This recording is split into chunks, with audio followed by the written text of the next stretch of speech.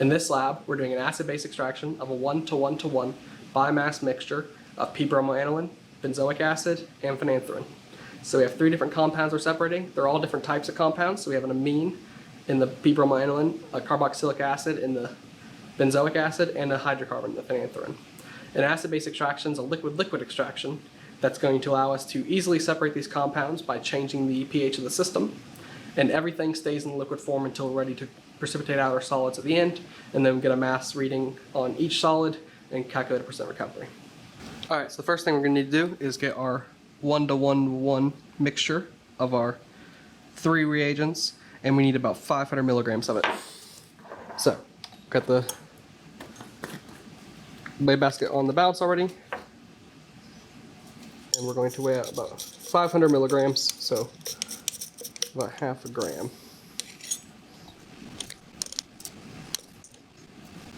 Alright, that's good enough. So we got exactly, instead of 500 milligrams, it's 505. So as you can see, to start with, our mixture is a collection of gray, and there's some white solids in there as well. And now we're going to separate it. Alright, so now I have about 10 mils of dichloromethane, or DCM, and we're going to dissolve our mixture into that.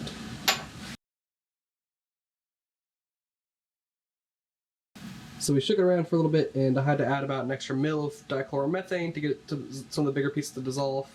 Now, our next step is going to be transferring this to a separatory funnel so that we can separate our 3 compounds out. Alright, so this is our separatory funnel. It's a piece of glassware that makes it really easy to separate layers out from something. It has a stopcock on it that functions similarly to, if you remember, a burette. Right now it's closed, so this lines up with the hole inside. And now the hole goes this way, and it will allow liquid through. So, first one will always make sure it's closed. Make sure when you put liquids in, nothing's going to spill out. I got a ring stand here just to help hold it in place. And then we have the top here we're going to take off and add in our mixture. Alright, so now we're going to add in our mixture. Again, making sure it's closed.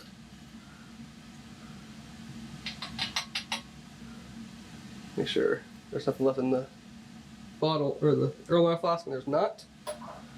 So now we can go ahead and close this up for now, and we'll move on to the next step, which is going to be adding some acid. Alright, so to start our extraction, I have 5 milliliters of 3 molar hydrochloric acid, and what this is going to do, when we pour it in, we should see the formation of 2 layers. So in this we have an amine. When amines are in acidic conditions, the NH group is going to get protonated. It's going to add on a proton, and it's going to become charged. When it becomes charged, it will be soluble in the polar aqueous layer, but not in the nonpolar organic layer, or DCM layer. So, when I add this, you should see 2 layers form.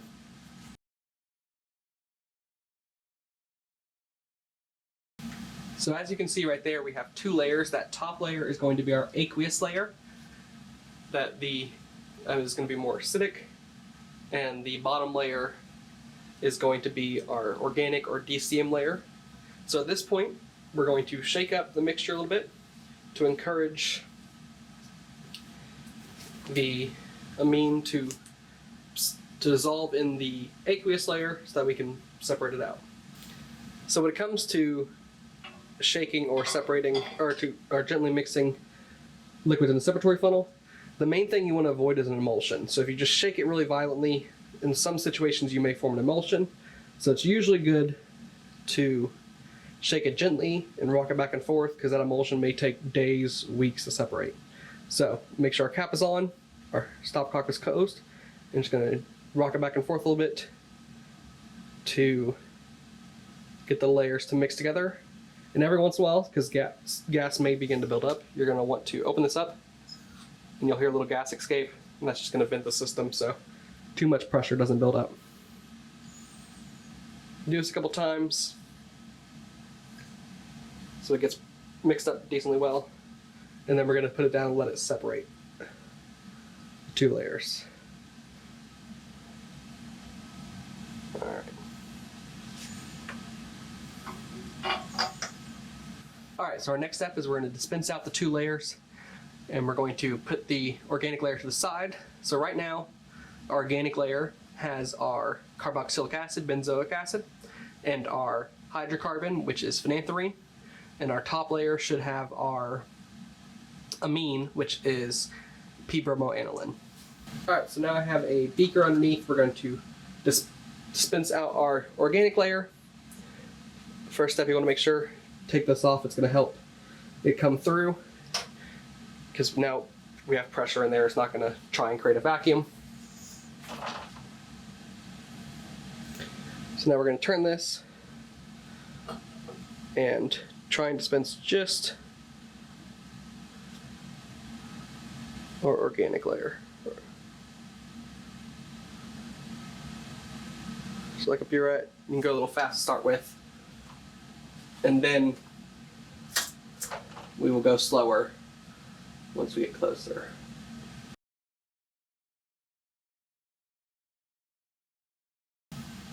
Alright, so that should be all of our DCM in there. Make sure it's closed, let the last couple drops come through. And so now we're going to put our DCM to the side. Alright, so I have an Erlenmeyer flask now labeled AE for acidic extract. I'm going to put it underneath. We're now going to drain out our acidic layer, and in that should have our p-bromoaniline. We're also going to repeat what we just did in order to extract even more of any that was left in the DCM layer. So, same as last time. We'll take this acidic extract, we're going to combine it again, and then we're going to cool it in a nice water bath.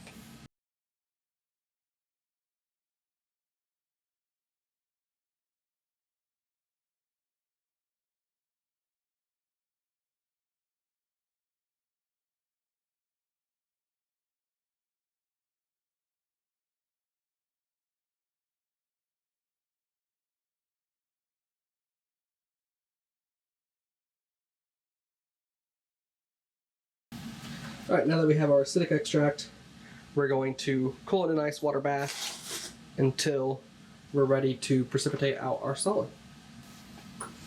Alright, so now we have our DCM layer, which is still crashing out, so you may want to mix it up a little bit before you pour it back in. And in this should be our hydrocarbon and our carboxylic acids. So now we want to separate those two. So we'll pour back into the separatory funnel.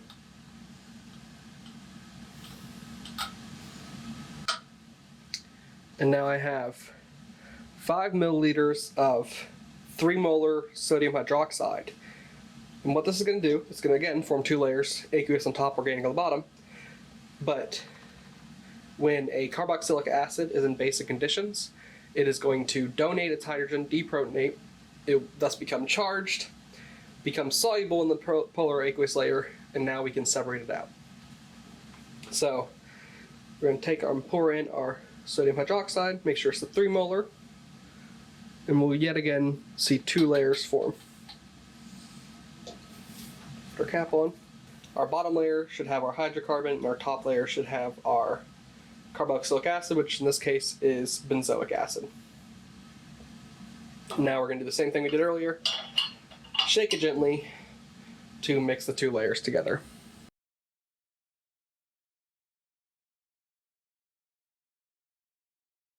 We're going to let, it's very bubbly right now, so we're going to let those bubbles come out.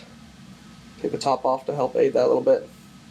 And we're going to sit and let the bubbles go away so we get a little bit of a cleaner extraction.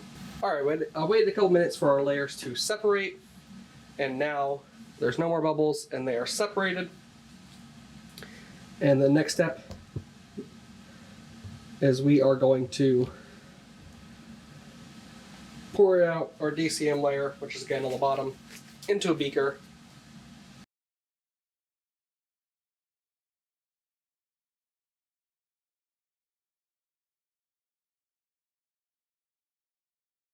Alright, so now I have a Erlenmeyer flask labeled BE for basic extract. I'm going to use it to get the aqueous layer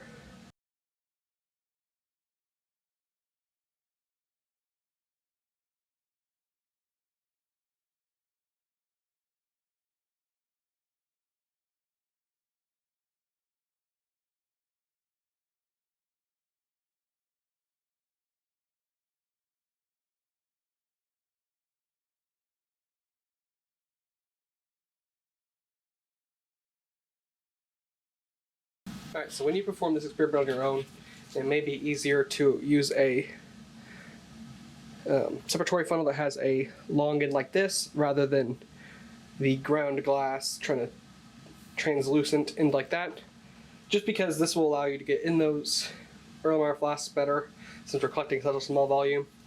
I'm running into the problem here of where these are virtually the same size, so I brought over a funnel that should help us collect it a little bit easier and with less mess.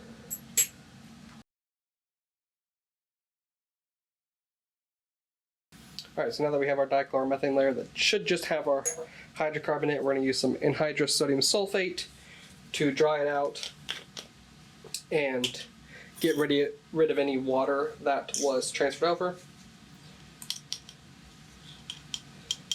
We don't need too much, there's not really... The point of really to know when to stop is when it stops clumping together.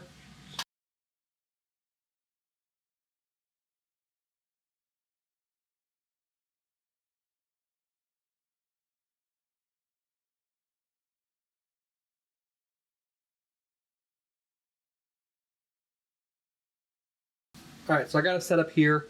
It's basically a vacuum setup, but we're going to start by not turning the vacuum on. We got our filter flask with our filter paper, universal adapter, and we're going to pour this in, and we want the liquid that comes through, so we don't really care about the solid, we just want the liquid in this case. So we're going to pour it on top and just get some of that liquid out.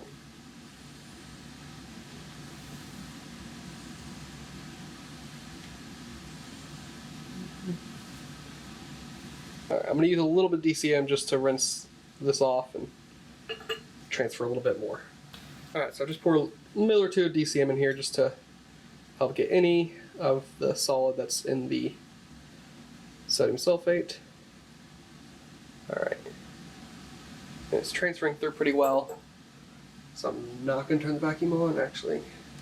I'll turn the vacuum on just a little bit, just to help transfer through the last couple drops of DCM. Alright. You want to use as little DCM here as possible because the more DCM you use, the more DCM you're going to have to evaporate. So we got a pretty good amount in here. Now we're going to get that transferred into a beaker so that it has some more surface area and it can evaporate it out. In the procedure, it's going to tell you to use air. Our air is currently not working in the building, so we have two options. We can let it sit and just expose to room temperature and it's going to evaporate a bit slower. We do also have the rotovap, so if it's not evaporating fast enough, we may take it over to the rotovap. But we still got to precipitate out our two other reagents, so I think leaving this to the side in a different beaker will allow it to evaporate it well enough for us. Alright, so we transferred it over to another beaker. And this, we're going to set off to the side for now just to evaporate as much as we can. And then if it's still got a lot left on it, we will rotovap it. I'll just put it back there for now.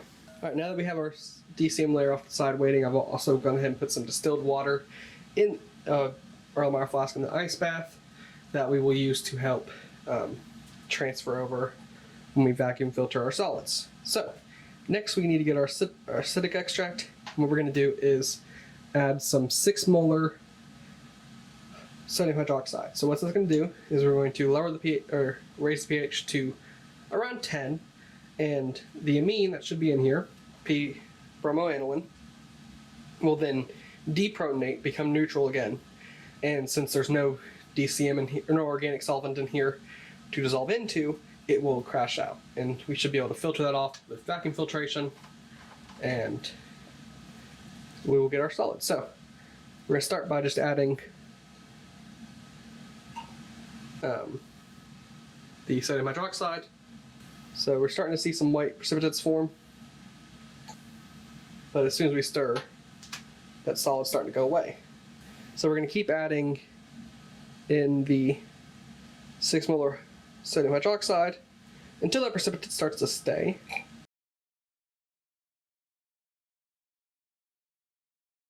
That looks like it may have been enough. Yeah, we definitely got As you can tell, it's turned to quite a cloudy solution now. We'll go ahead and check the pH. We want to get around 10, so we may add a little bit more.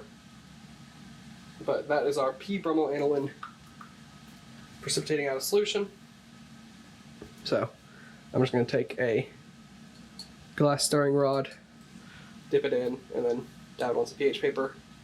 And we're definitely, it's blue now, so that's definitely our basic, and we're now past about pH 10. So that's good. Our next step is we're going to vacuum filter this solid and collect it so we can get a mass on it. Wet it down with some distilled water, just to help the paper adhere. And then we're going to transfer in our acidic extract and try and collect all the solids that's in there. Our vacuum is not great. This one, we're definitely getting some solid passing through, so I probably need to filter this a couple times. But we're going to go ahead and get out all that we can from our acidic extract flask. So we're going to add we're just adding a couple mils of cold distilled water to this and pouring it up on top. So we're definitely getting a lot of transfer into our filter flask. So when this happens, you can often just refilter it again. Alright, so I've got a new filter flask. We're going to try and collect all the solids in here. I'm pouring it fast. And alright, looks like it's coming out a lot clearer now. Let's hope. And again, we're going to rinse our flasks with some excess water just to get all that solid that we can. So I'll just put a couple more mils of water. Yeah, we're definitely getting some solid. Alright. A couple more mils of water. Shake the flask around, get the liquid all throughout, and get as much solid as you can.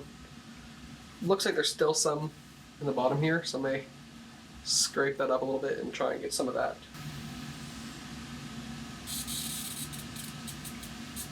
Alright, so what happened there is some water got underneath.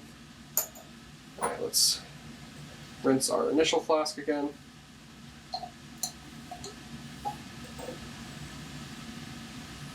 So yeah, sometimes if it doesn't work the first time, you need to filter again, which is not too big of a deal. You just want to make sure you got as much solid as possible up top and as little as you can in the beaker down below. So I think that's as good as we're going to get. So we got all our solid up in the filter paper. I'm going to let it dry out as best as it can, so that we don't get any erroneously high measurements. Our next step is going to be basically doing the same thing, except instead of adding base, we're going to be adding acid to our basic extract in order to get a precipitate. Alright, so now while the acidic extract solid is drying, we're going to turn our attention to our basic extract. And I have a couple mils, about 6 mils or so, of 6 molar hydrochloric acid. And this time we're going to do the same process. We're going to add it until we can get a precipitate. And what's happening is our benzoic acid, or our carboxylic acid in this experiment, is currently charged right now, but as we make it more acidic, it will deprotonate, it will protonate again, and become neutral again. There's no water for it to dissolve into, so it crashes out and we can separate it via filtration. So same thing as last time, we're going to add until our precipitate forms and stays. I'm just going to add a couple drops to start with, and there is a grayish looking precipitate starting to form.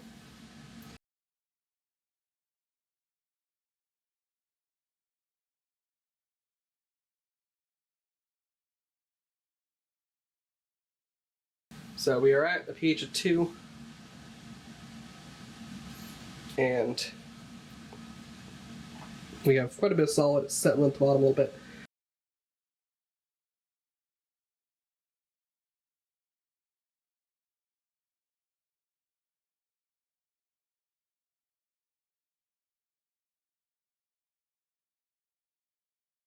So we have our DCM layer is almost evaporated. I just got a little bit left, so I don't want to put it on the roadmap. We don't have too much solid. There's some around the edges, but when we evaporate the rest of it off, you can either let it sit if you have other stuff you need to be doing, or you can wave your hand on top of it to try and get some air passing over it. So the rest of our DCM has evaporated. As you can see, there is quite a bit of solid in there. I'm not sure how good it's shown up on camera. It's kind of a whitish off-white, some yellow color to it. So this is our solid. Those little bumps you can see is the solid we collected. So my goal is to get a mass on it. So we're going to try and get it off the filter paper by scraping it to get. When you're doing this, you want to be careful not to scrape the filter paper too hard, because then you can get some really high, because you're getting like actual just paper in your sample for mass. So we're going to get off what we can. I don't expect a very high, since just we had a lot of loss in the filter flasks on this one, but we should be looking for about a 0.1 gram for each of these. So this one's definitely not going to be as good or ideal.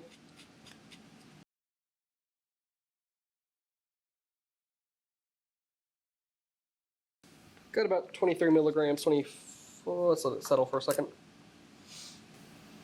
All right, it's gotten hovering around 23 milligrams, 24, we'll go 24. The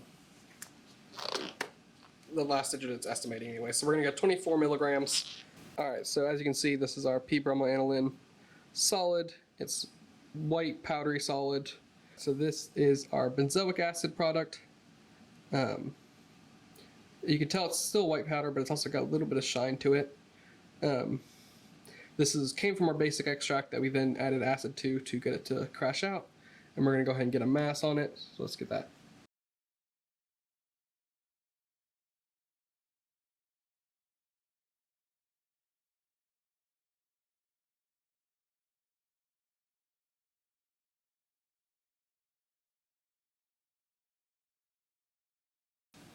For benzoic acid, we got about, let's see where it stabilizes, 0.72 grams, or 0.072 grams, which is better. Still not perfect, but nothing really ever will be.